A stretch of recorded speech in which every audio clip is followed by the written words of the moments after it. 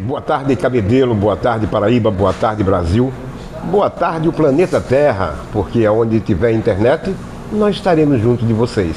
Rádio Web e TV Cultura, DDD 83, aqui de Camboinha, Cabedelo, Paraíba. Hoje nós estamos num processo muito importante, porque nós concluímos um plano de governo baseado em 36, se eu não me engano, foram 36 sugestões, 36 personas sugerindo, dando sugestões, às vezes duas, né? Então 36 pessoas e mais 12 instituições. Então nós temos hoje um plano de governo, plano mínimo, com 215, se eu não me engano, sugestões. Em vários eixos, né? Saúde, educação, cultura, inclusive gestão ética e democrática, que é o tema de hoje com o nosso amigo que foi candidato a prefeito, todo mundo se recorda, né? O professor Rogério, foi candidato a prefeito e como candidato a prefeito eu acho que seria das pessoas que eu poderia mais contar nessa análise desse quadro, desse eixo que nós elaboramos a partir das sugestões e do arquivo que a rádio já existia. Bom, então vamos passar os microfones para Rogério fazer sua apresentação inicial e depois vamos começar a bater um papo muito rápido, porque ele também tem compromisso hoje, né? E ainda nós temos mais uma entrevista para fechar o filo. Hoje vão ser 4 entrevistas e nós estamos aqui pronto para ir para o ar. Vai lá, meu irmão. Muito boa tarde a todos os ouvintes, todos os telespectadores também, né? Obrigado, Jaime, mais uma vez por esse convite. Saudar também as pessoas que estão aqui, a querida Samanta, que agora há pouco estava sendo entrevistada, todos os demais aqui que compõem a Rádio Cultura DDD 83. E é sempre bom estar aqui e poder discutir um pouco mais sobre Cabedelo, expor nossas ideias, nossos pontos de vista, né? Sobre o que seria o melhor caminho para o desenvolvimento do município, dessa cidade que a gente ama tanto, né? Já há quase 20 anos na peleja por aqui com o IFPB. E desde já que a gente se ressente, né, nessa eleição municipal a gente não ter conseguido oferecer para Cabedelo um nome diferente à esquerda, um nome progressista, né, com compromisso com a ética, com a transparência, com a boa gestão dos recursos públicos e vislumbrando acima de tudo o desenvolvimento do município e o desenvolvimento da sua população. Infelizmente não foi possível. Eu acho que a falta da alternativa de centro-esquerda acabou empobrecendo bastante, né, o debate, limitando muito o pleito a uma polarização que empobreceu demais, né? No fundo, Jaime, a gente não conseguiu ver nenhuma proposta, nenhuma discussão. Quer dizer, o município saiu de uma grande crise, que foi a condenação e a cassação do antigo prefeito, do André, e veio para uma eleição sem conseguir afirmar minimamente o compromisso para superar os problemas que geraram, inclusive, a própria cassação, né? Então, a possibilidade de a gente repetir o ciclo, um ciclo que vem sendo presente, né? E causando uma descontinuidade, diria até uma vergonha pública da população de Cabedelo, que são as denúncias, as cassações, o envolvimento com as facções, a corrupção, a troca de favores, quer dizer, um verdadeiro sequestro, eu diria, da representação popular, da representação pública no município de Cabedelo. Quer dizer, a gente entra num círculo vicioso em que a gente sai de uma crise a outra, de uma crise a outra, e as soluções, o melhoramento dos serviços públicos, o aperfeiçoamento da gestão acabam não ocorrendo, né? E todos pagam por isso, inclusive com a dilapidação das riquezas, do erário público, dos bens sociais, culturais e ambientais que tanto enriquecem Cabedelo e que deveriam ser trunfo para o desenvolvimento do futuro, né? De uma cidade que todo mundo sabe deveria ser um espelho para a Paraíba inteira. Então acho que com essas palavras um pouco de pesar, de um balanço um tanto negativo, né, desse processo, é que eu abro aqui minha participação, Jaime. Olha, nós acabamos de ouvir o Rogério. O Rogério é o professor aqui do IFPB, ligado à área do meio ambiente, se eu não me engano, e tem assim uma história, desde que ele chegou aqui em Cabedelo, ele vem construindo uma história, né? ele vem construindo a história. E essa construção da história passa muito pela política e pela política ambiental, né?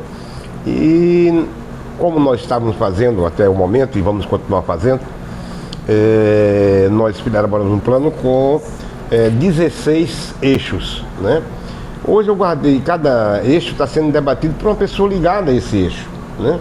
Então, no último debate aqui, a última entrevista, aliás, me desculpem, a última entrevista que nós acabamos de ouvir, acabou de acontecer, né, foi a de Samantha.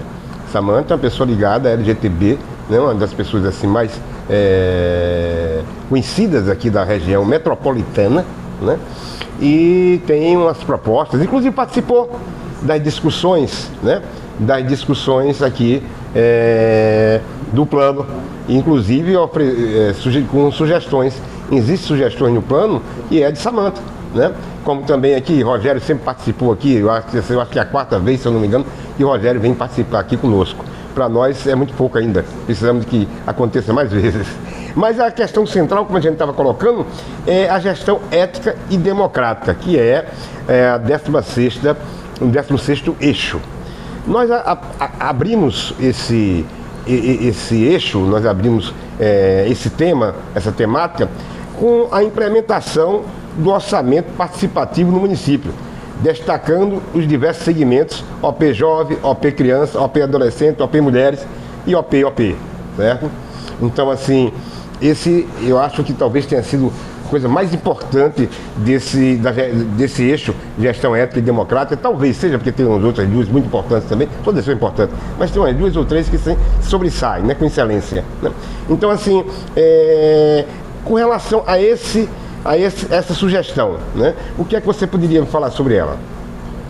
Então, Jaime, eu queria primeiro parabenizar a Samantha, né, pela toda a trajetória dela de luta, de batalha pelos direitos LGBTs, QIA+, aqui no município de Cabedelo, pela persona dela, né, persona impactante, e a energia que ela sempre traz para os lugares, e o exemplo que ela é como mulher trans, preta, daqui de Cabedelo, né, então ela é um exemplo para que a gente também faça em Cabedelo essa luta avançar e que cada vez mais a gente tenha o respeito e os direitos da população LGBTQIA+, respeitado no município. Isso é algo absolutamente necessário, ainda mais nesse momento em que a gente tem uma ascensão da extrema-direita, né, que traz valores ultraconservadores, preconceituosos, homofóbicos, misóginos, os grupos de Red Pill, né, que são uma grande novidade aí da internet, algo que é assombroso, né, porque tem capacidade de afirmar absurdos, hierarquizando a relação cultural entre o feminino e o masculino, quer dizer, todos os elementos de violência que eles trazem e de frustração, e de toda a toxicidade, né, a chamada masculinidade tóxica que eles reproduzem. Então, parabéns, Samantha. Espero que, terminada essa eleição, a gente começa a discutir outras questões, né, e já projetar o futuro.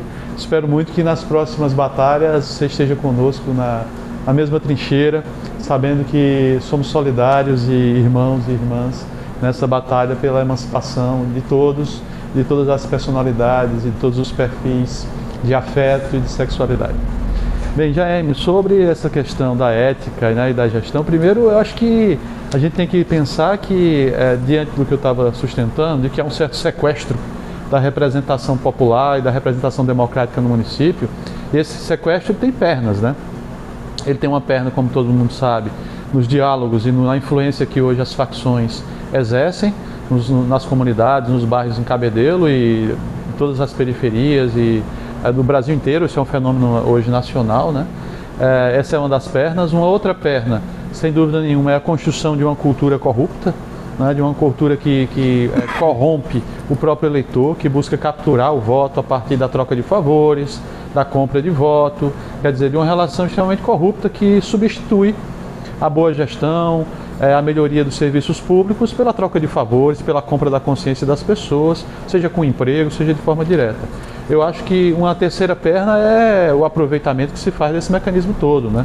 Quer dizer, uma elite política que é extremamente corrupta, que é comprometida com interesses que não são de Cabedelo, apesar de venderem-se como filhos de Cabedelo, que nasceram aqui não sei o quê, mas na prática eles estão comprometidos com outras pessoas. Estão comprometidos com a produção da infraestrutura, no lado da praia em especial, para a venda de apartamento para quem não mora aqui. Eles estão comprometidos com os objetivos das grandes empreiteiras, dos grandes empresários que são puxados aí pelos grupos de João Pessoa e que penetram aqui em Cabedelo e subordinam a cidade, né?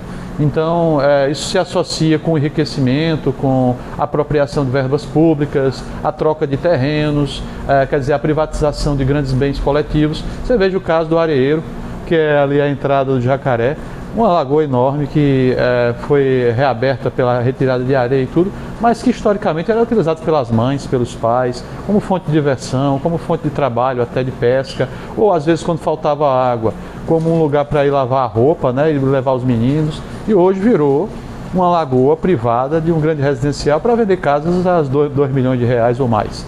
Quer dizer, é esse tipo de coisa que está no fundo do processo. Então a gente tem 3 pernas sobre as quais se ergue o sequestro da representação e da administração pública em Cabedelo. Esse sequestro, ele evita, ele inibe qualquer possibilidade de gestão ética.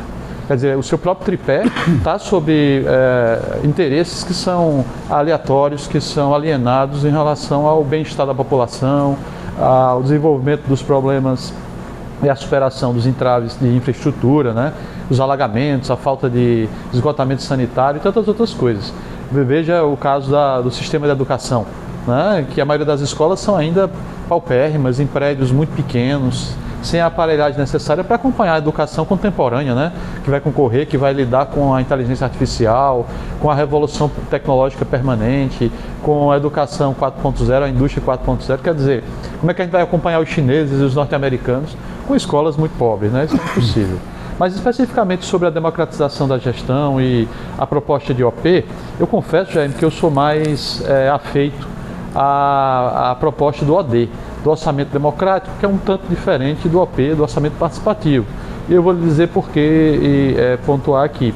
É que o OP, ele tenta discutir um percentual específico do orçamento, 5%, 3%, 4%, geralmente um percentual pequeno, e é sobre esse orçamento que a população vai decidir. É importante, é claro, é sempre importante reunir a população, criar os conselhos regionais, fazer avançar o debate na base social e entender quais são as maiores necessidades da população. Mas, por outro lado, o OD, ao debater o orçamento como um todo, né, ao dar a possibilidade da população de decidir as principais obras que devem ser feitas na comunidade, eu acho que ele é mais abrangente. Então ele verticaliza, aliás, ele horizontaliza melhor as relações, dando oportunidade de todos os segmentos da população optarem e participarem. Então, o orçamento participativo, se, por exemplo, a comunidade escolhe, não sei, vamos pensar talvez numa UPA nova ou num ginásio novo, talvez o percentual do orçamento democrático, do orçamento participativo, ele não tem a capacidade de cobrir essa obra. Já no orçamento democrático, você elege lá 3 ou 4 prioridades, as prioridades são votadas, aquela prioridade, dependente do valor, vai ter que ser prioridade também para a gestão. Então você impõe à gestão determinados objetivos. Nesse sentido, eu acho que o OD avança mais. Então, mas de toda maneira, a iniciativa de você formar conselhos, fazer debates, regionalizar o orçamento, tudo isso é importante e faz a democracia avançar. Contudo, eu acho que esse avanço ele é totalmente impossibilitado, bloqueado pela qualidade, pela natureza dessa gestão. Veja bem, eu tenho dito por aí, essa elite, esse grupo político que governa Cabedelo é igual ao monstro mitológico da Grécia que chama de Hidra. Né? A Hidra era assim, você corta a cabeça, ela vai lutar lá contra o Hércules, né? O Hércules corta uma cabeça, nascem duas. Né? Então é difícil você matá-la porque você corta uma cabeça, nasce outra, mas é o mesmo corpo. É a mesma continuidade, quer dizer, é a mesma qualidade de gestão. Não quero aqui apressar, nem botar... Quer dizer, nós estamos precisando de um Hércules. Então, quase isso para quebrar essa Hidra, né? Agora, é claro, esse Hércules tem que ser a vontade popular, tem que ser o voto popular. Se a população vai lá e bota 50% do voto em cima da Hidra, em cima do monstro que já governa aí, é claro que nenhum super-homem, nenhum Hércules consegue quebrar isso, porque o poder emana do povo. Se a justiça vai lá e diz, olha, esse grupo é corrupto, eu caço o prefeito. Aí o mesmo grupo coloca de novo uma nova cabeça, um novo prefeito caçado de novo, por motivos diversos, corrupção, uso da máquina, envolvimento com facção, então, mas a continuidade disso. E a população vai lá e bota o voto, então ele está alimentando a Hidra, né? Está alimentando um monstro que o devora. Então é preciso quebrar essa, além de ter, é claro, uma opção que mostre à população de que há um outro caminho possível, muito melhor para a cidade. É preciso também que a população diga sim, eu quero também destruir a saída e ajudar a saída lá do Hércules cauterizar, né, o pescoço daí para a cabeça não nascer de novo. Então a gente tem que matar e asfixiar, desalimentar de voto, né, a saída que esse E a cauterização é fundamental, né? Senão a cabeça nasce de novo. É o voto que vai cauterizar. É o fogo aí, é o voto popular. Professor, eu estou aqui com uma série de sugestões, eu vou ler algumas, sabe? E vou deixar você muito à vontade para comentar algumas que o senhor achar conveniente nesse eixo, né? Então esse eixo é o eixo 16, ele fala sobre o implementamento do orçamento participativo, que nós já estamos levando para uma discussão interna entre o orçamento participativo e o orçamento democrático. Eu acho que o professor está com toda a razão, é possível ainda alterar, porque nós estamos ainda em fase de discussão dos eixos, né? Finalizando tudo, já está terminando, mas estamos ainda discutindo com as pessoas que são ligadas a esses eixos, os eixos, e se alguma, por exemplo, às vezes acontece de alguém colocar uma sugestão aqui e já existe na prefeitura, então é preciso ser eliminada, né? E aí a pessoa já coloca, não, mas isso aí já existe, né? Então nós estamos nesse processo. A gente acredita que até o final da semana que vem a gente vai estar com tudo pronto para entregar às instituições e aqueles que assim desejarem, né? Eu vou ler algumas coisas aqui que existem. Criar programa Prefeitura nos bairros, prefeitos e secretários prestando conta das ações nos diversos territórios da cidade. Aperfeiçoar os mecanismos já existentes para a transparência pública, visando garantir total transparência dos atos públicos. Aperfeiçoar ou criar os mecanismos de combate à corrupção no município. Isso eu acho muito importante. Criar critérios para a nomeação de funcionários comissionados. Isso, então, é fundamental. Comissionados para que atendam minimamente às necessidades que o cargo exige. Porque as pessoas são nomeadas porque deu tantos votos. Eu até permitiria, se o professor me permitisse, eu não sei se ele está muito atrasado, eu queria pegar aqui uns 2 ou 3 minutos para contar uma anedota que eu via, na época que eu era do movimento sindical, e fazia parte da ANPEP, que se transformou no Sindicato dos Professores, e na primeira greve eu fui responsável para fechar o Sertão da Paraíba. E eu viajei para o Sertão da Paraíba, e eu tive uns problemas lá, inclusive na terra da minha esposa, foi onde eu fui recebido com cabo de vassoura e cheixo. Mas São João do Rio do Peixe. E numa das entrevistas que eu dei, não sei se foi em Pombal ou foi em Cajazeiras, que é a primeira coisa que a gente fazia, é ir na rádio, né? Eu não sei se foi em Souza ou foi em Cajazeiras, que eu terminei contando uma história que eu já conhecia, mas como se fosse uma história recriada, né? Que o professor, a fiscalização da secretaria ia chegar nessa escola, e o diretor chamou o professor e disse: olha, tome cuidado, porque está chegando aqui a inspeção da Secretaria de Educação e você tem que estar em ordem, tudo em ordem aqui, viu? Isso não tem problema. Aí quando no outro dia chegou, e entrou, e a professora estava dando aula de história, e o tema era Roma, né? A queda do Império Romano, né? E aí a professora chegou e disse: oh, que coisa boa, fantástico, maravilhoso, né? A queda do Império Romano, um tema muito importante. Quem é o aluno mais sabido aqui da sala de aula? Eu disse: ali, Juninho. Ah, então vou fazer uma pergunta para Juninho. Juninho, quem incendiou Roma? Aí Juninho começou a chorar, e chorava, e chorava, e chorava. E chorava. Essa história todo mundo conhece, mas a segunda parte, que é bem menorzinha, vocês não conhecem, foi o que eu inventei na hora. Chorava, e chorava, e chorava, e chorava. Aí, o que é, meu filho? O que é que está acontecendo? É porque eles acusam tudo de mim. Eu não incendiei Roma, eu juro que não incendiei Roma. Mas isso foi um constrangimento, né? Chegou até ao prefeito e chegou ao secretário também de Educação, que ligou para o prefeito, né? E disse: meu amigo, isso aqui não pode existir. E vamos conversando, não está vendo que isso não pode, né? Aí ele chegou e disse assim, para terminar a história: disse: ô, secretário, me diga quanto foi a despesa desse incêndio de Roma que a prefeitura paga. Quer dizer, essas histórias, né? Que você tem que botar o profissional no lugar certo. Se o cara é da educação e sabe alguma especialização na educação, é colocar ele lá na especialização da educação. Mas existem tantas outras, como criar critérios para nomeação, sim, criar programas contra o uso abusivo de álcool e outras drogas no funcionamento público municipal. Criar programa de saúde do trabalhador que contemple em suas necessidades físicas, profissionais e emocionais. Mapear os servidores visando a sua valorização, proaptidões e ou formação. Olha aí, acabamos de falar sobre isso. Criar canal de denúncia de abuso e o assédio contra funcionalismo público, eventualmente praticado por seus superiores. Garantir a reposição salarial, tem um errozinho ali em cima, mas eu vou ainda corrigir. Garantir a reposição salarial de servidores públicos municipais. Criar ou reativar os conselhos municipais que não estão em funcionamento. Fortalecer os conselhos municipais, dando gestores, tanto gestores quanto de direito, para o pleno exercício de controle social, porque existem dois tipos de conselho, né? A descentralização dos conselhos municipais com reuniões abertas no município como um todo. Criar canais de avaliação das políticas públicas nos bairros, isso acho muito importante. Criar programas de gestão local valorizando o território e as pessoas que nela vivem, ampliando a participação e os espaços decisórios da política local. Muito interessante. Realizar audiências públicas descentralizadas das diversas secretarias municipais, tornando a informação acessível à população. Fortalecer a Controladoria Geral do município para que cumpra o seu papel, garantindo que o controlador seja um servidor público efetivo e eleito entre seus pares. Criar programa de educação permanente para os diversos segmentos do funcionalismo público.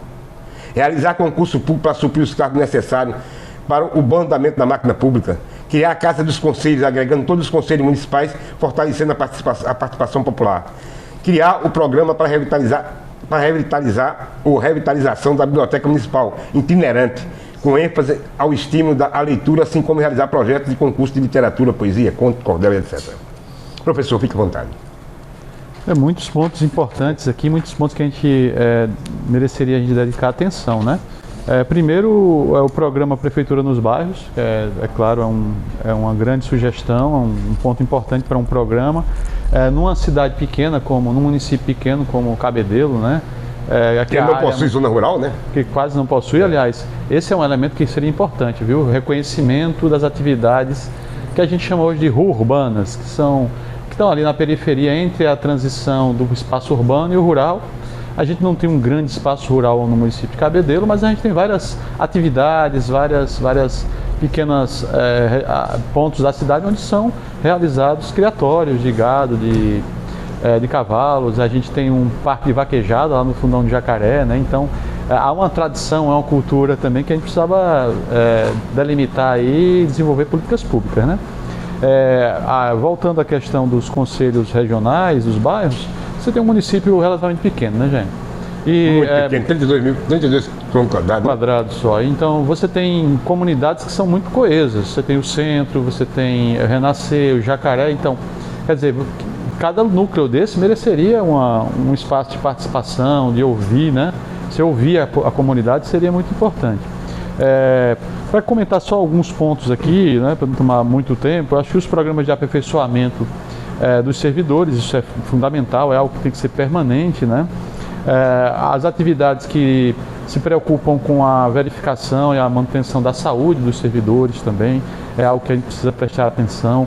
A profissionalização das posições, quer dizer, aquilo que você estava falando. Tem uma outra história, já me conta assim, o cara foi procurar o prefeito para ter um emprego lá numa cidade. Aí chegou lá para o prefeito perguntou, o que é que você sabe fazer? Você tem algum curso? Cara, não tenho não. Você já trabalhou de quê? Não, nunca trabalhei. E você sabe fazer alguma coisa? Não sei não. Então pronto, você vai ser professor. Quer dizer, você não pode colocar alguém que não sabe de educação na posição, por mais que você tenha uma relação de confiança na pessoa, e a gente sabe que o direito discricionário, né, do administrador, de ter pessoas em que ele confia ao seu redor, no seu secretariado, a coalizão política, que é uma necessidade da chegada, né, na eleição, tudo isso também passa pela administração pública, pela constituição de um bom plantel. Mas, por outro lado, a gente não pode deixar de ter critérios técnicos. O problema é que isso cai numa certa zona meio sombria, né, da administração pública, que a gente chama de direito discricionário, né, que é a própria possibilidade do gestor decidir quem são seus auxiliares. Agora, o que a gente vive em Cabedelo transpassa e supera muito isso, né? A gente vive uma situação de nepotismo, a gente vive situações de que pela amizade ou pela relação de compadrio, né? Eu sou padrinho de fulano, o outro me apoia, é aquela coisa, você coça minhas costas e eu coço a sua, né? É um ditado muito conhecido em inglês. E essa é a tonalidade, quer dizer, o critério da competência, o critério da capacidade técnica, o critério do compromisso com a coisa pública, isso passa longe, né? E aí você vê pessoas que não sabem minimamente, né, Samantha, da política pública, às vezes pessoas que são até contrárias àquela política pública, né, como pessoas que são contra os direitos LGBTQIA+, em posições de gestão de políticas públicas para o segmento. Quer dizer, como é que como o bolsonarismo fez, me perdoem aqui citar, mas colocar Damares para cuidar dos indígenas. Quer dizer, alguém que é totalmente contra a religião, contra os modos de existir indígenas, a cultura do modo geral do indígena, gestar a política pública do segmento. Isso é uma coisa absurda, né? Lembrar mais alguns pontos aqui, né? Essa questão do controle social das contas, do controle social da gestão, que é preciso avançar muito. Quer dizer, a prefeitura precisa de um banho de transparência, né? Quer dizer, a gente teve casos recentes aqui na prefeitura de assessores que recebiam 5, 10 mil reais que nem moravam em Cabedelo, né? Que rachavam com um grupo de pessoas, ou que moravam até fora do país, estavam passeando na Europa e recebendo dinheiro da prefeitura de Cabedelo. Quer dizer, é como se eles vissem a prefeitura de Cabedelo como uma botija, né, Samantha? É uma botija de dinheiro que está ali, os caras querem pegar para dividir e enriquecer, né? E todo esse discurso de ser da terra, não sei o que, na verdade mascara esse jogo de interesses que vilipendia, né? Que rouba, que expropria a cidadania no município de Cabedelo. Eu acho que grande parte aqui dos pontos que vocês colocaram são muito salutares para qualquer administração pública, ou criar canais de denúncia, quer dizer, criar instrumentos de controle social que avancem sobre a prática política e tentem regulá-la, aperfeiçoá-la, né? A descentralização dos conselhos municipais, a criação de fóruns específicos, né? Quer dizer, imagina você um fórum de saúde, o que é que ia falar, a população ia falar num fórum desse, né? O fórum de educação, o fórum de meio ambiente. Quer dizer, a gente precisa construir uma democracia mais participativa. A democracia representativa, ela se esvaiu, ela já não tem a mesma energia já há bastante tempo, e é preciso trazer as pessoas, é claro, dentro de um processo formativo, de um processo que também construa consciências para isso, e a gente avançar com a democracia participativa. E no caso de Cabedelo, Jaime, que as pessoas vivem ali um do lado das outras, as pessoas se conhecem, né? As pessoas se cruzam na rua, então as relações comunitárias, elas têm uma força muito grande. Veja na área da cultura, por exemplo, todo mundo se conhece, né? Todo mundo conhece a produção de um e do outro. Então, é um programa que produz avanços, né? São princípios muito, muito necessários se a gente quiser dar um grande salto e apontar Cabedelo para o século XXI. A gente em Cabedelo ainda está saindo do século XIX, passando para o século XX. Um tipo de coronelismo contemporâneo, né? Então a gente precisa dar um grande salto e trazer o município para o patamar que ele realmente merece, né? Nós estamos concluindo nossa entrevista devido ao tempo e nós gostaríamos de deixar aqui para o professor Rogério os microfones abertos para que ele possa encerrar sua participação na forma que ele mais achar necessária. Então, obrigado, Jaime, obrigado a todo o pessoal da rádio, pelo momento, pela oportunidade. Mandar um abraço, é claro, para os meus companheiros e companheiras do IFPB, para todos os estudantes que tem nessa instituição um instrumento de desenvolvimento, né? Samantha está estudando lá com a gente também.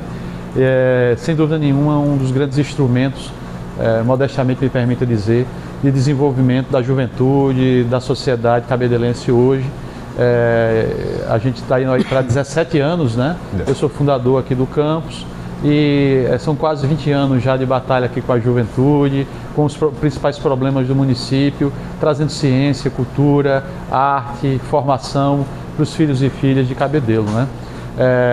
Queria dizer também que uma certa tristeza, uma certa até ressaca, eu diria, do processo eleitoral atual, né? A gente sabe a contingência desse processo, o atropelo que trouxe à tona, mas ao mesmo tempo a pobreza dos debates, a impossibilidade de estabelecer um programa progressista, um programa avançado, que atenda ao meio ambiente, que atenda às questões culturais, saúde, educação, infraestrutura de Cabedelo.